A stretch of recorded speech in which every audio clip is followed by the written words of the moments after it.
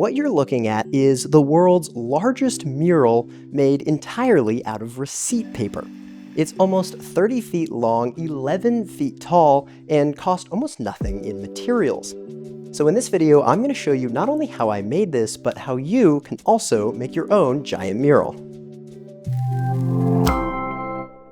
So I just got back from some light dumpster diving, and I came across this box of receipt paper that somebody had just thrown away. Granted, it's not the most thrilling find in the world, but I love raw materials and they're even better when they're free. Now, if you remember from my last video, I have a giant wall in my shop that's like 30 feet long by 15 feet tall. And I've always wanted to have some sort of mural or artwork on it, but because this is a rental, I cannot paint on it. So I think this might be the perfect way to create a giant piece of art that isn't going to require getting painted over. The first question though is, how long of a continuous receipt can my receipt printer actually make? To find out, I loaded up one of the rolls of receipt paper I had found, created a really large document in Photoshop, and then hit print.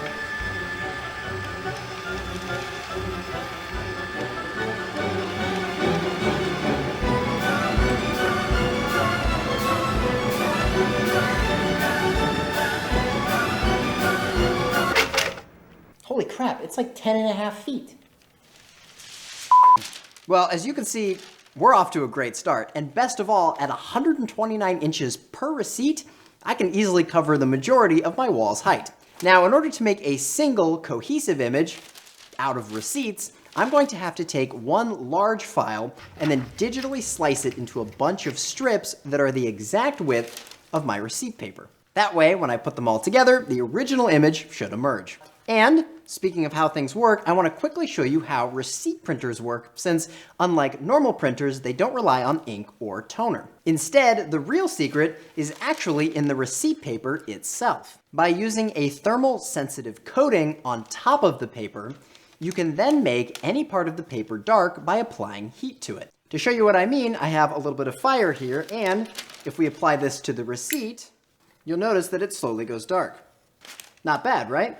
It's this concept that receipt printers and label makers use to precisely apply heat via the print head to specific parts of the paper in order to recreate text and images. Now that you know how receipt printers work, the next challenge is going to be figuring out what image will work for this process. And honestly, the major challenge here is the sheer size of that wall. It is huge. So the solution is to use vector files, because unlike an image file, they can be scaled up infinitely without losing resolution.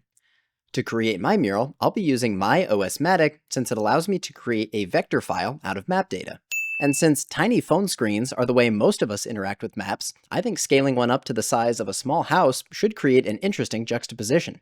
However, that ended up being much easier said than done, and almost every program I tried either struggled to or flat out refused to create the truly massive files I needed. After dozens of failed attempts, the method that finally did end up working was to use Adobe Illustrator to make any modifications to the vector file, before then moving over to Photoshop, where I created a document that matched my wall's width and my receipt printer's maximum print length.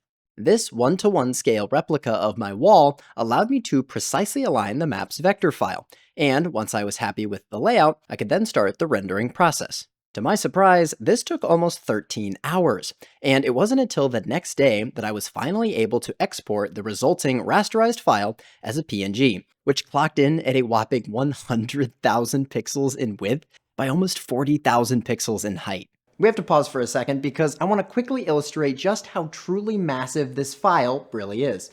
To give you an example, I've drawn this diagram to scale, and this tiny square right here represents what most modern TVs are capable of showing, which is an image roughly 4,000 pixels wide by 2,000 pixels tall, or 8.3 million total pixels.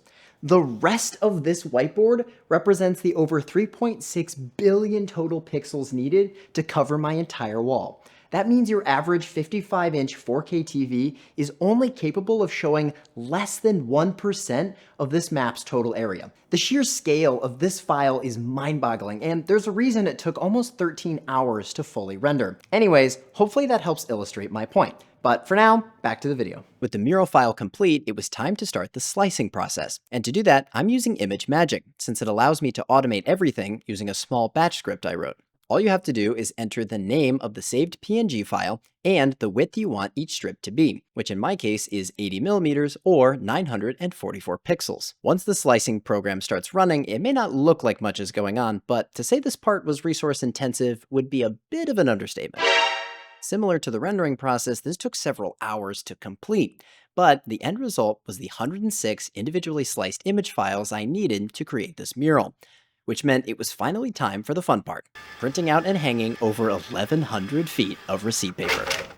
The only problem I keep having though is because receipt paper is stored on rolls, when I go to actually print out these strips, the paper has a memory of being wound up and thus it curls. So to fix that, I designed this bracket to hold a motor and a spool that will allow me to wind the printed receipts in reverse, thus helping undo the curling effect. I went for total overkill on manufacturing for this and turned to this video sponsor, PCBWay, to cut and bend the bracket out of aluminum. To get started using custom CNC and laser cut parts in your own projects, be sure to check out PCBWay at the link in the description and help support the people who support me. Once it arrived, I wired everything up and gave it a test. With that problem solved, I turned my attention to how I wanted to actually mount these receipts to the wall. What I settled on was a strip of 2-inch wide lumber that ran the entire length of the wall and was mounted using some 3D printed brackets. This helped offset the receipts from the wall, allowing them some room to move back and forth, which gives this whole mural a cool kinetic effect. By this point, I could finally start hanging the receipts, and I spent the next 8 hours slowly bringing this mural to life, one strip at a time.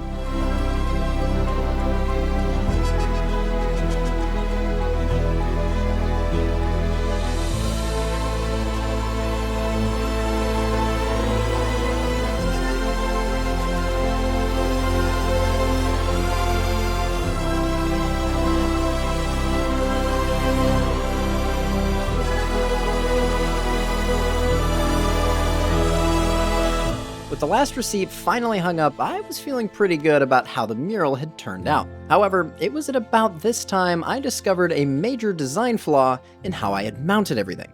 Because each receipt was only secured at the top, that meant whenever my AC kicked on, the ensuing gust of wind would blow the strips all over the place. And as you can imagine, that made it pretty hard to sleep. Also, they kept getting stuck to the intake vent for my HVAC, which meant in order to walk down my own hallway, I had to pry them off one by one. So to fix everything, I mounted yet another round of brackets to my wall and ran fishing line from one side of the mural to the other. I wound the line tight at each end before locking it into place to keep it taut. From there, I could use small binder clips to attach the ends of the receipts to the fishing line. This acted kind of like an inverted clothesline and helped keep the receipts from flying all over the place or getting tangled whenever the AC turned on. And with that, this project was finally complete.